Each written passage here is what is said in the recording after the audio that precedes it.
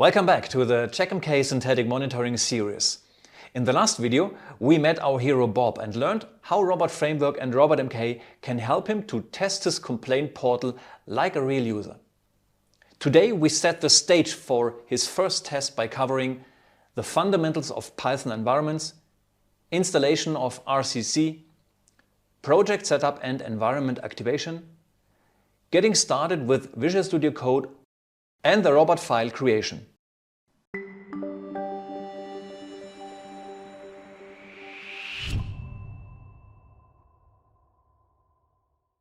Robot Framework is written entirely in Python, and the same goes for its libraries. So technically, Bob could just install everything into his system-wide Python right there on his machine. But that's not a good idea. What if he wants to develop different robot tests with different library versions? Or what if he wants to run all these tests on the same test machine? This is impossible with only one single Python installation. RobotMK uses a smart tool called RCC for this problem. For each robot test, it creates a dedicated, isolated Python environment. RCC is just a small binary that needs to be saved in a folder where the operating system can find it. We can download RCC directly from the RobotMK GitHub release page. There are pre-compiled binaries for Linux, macOS and Windows. Here I am on an Ubuntu system, so we download the first of the 3 files. Then we rename it to RCC and move it into a new folder called bin inside our user profile.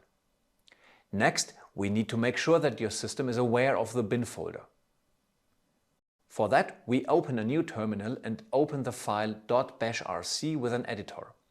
And at the very end, we append this line: export path equals path and then home/bin.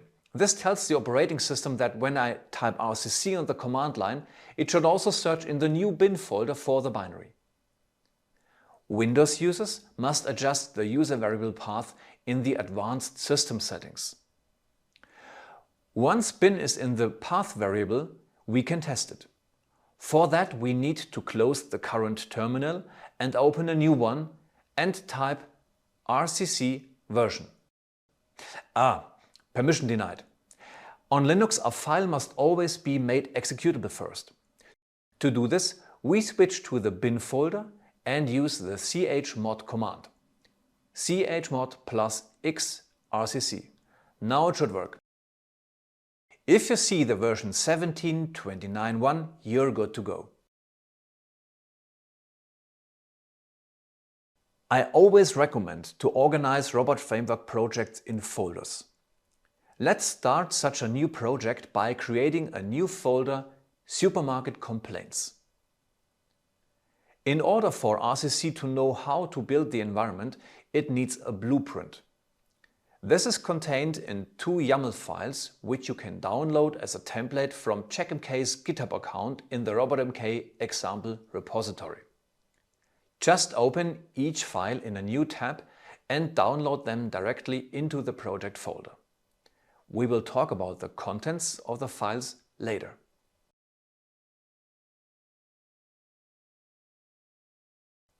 I accidentally forgot a conda file here, so let's delete it quickly.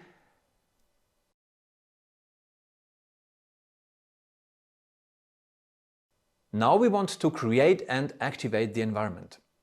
To do that, open a new terminal inside the project folder. It's very important that we are in exactly the folder where the 2 YAML files are located, because they are the blueprint for creating and activating the environment. And now we type RCC task shell. This tells the RCC tool to create the environment according to the specification in the YAML file. It also activates the environment for us. On your system, this can take up to 2 or 3 minutes. Just be patient. And by the way, activation means Even though it is not visible, we are now inside of the environment and can use the Python that was installed right here. I can quickly prove this by typing which Python in Linux. The operating system tells me then that it finds Python in the newly created environment. Have you ever struggled with setting the right Python interpreter in VS Code? Here's a trick. Just run code and a dot and hit enter.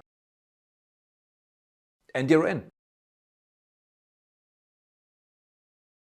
Now we are in VS Code and can install the Robot Code extension. This extension is free and helps enormously with the development of Robot Framework. I can highly recommend it. Just open the extension panel on the left and search for Robot Code. Be sure to select the correct one. It's not the Gherkin parser extension.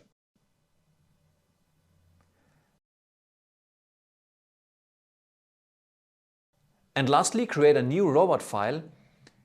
For that, we right-click to create such an empty file. We will fill it with the sections we need right away. They are settings, variables, test cases, and keywords.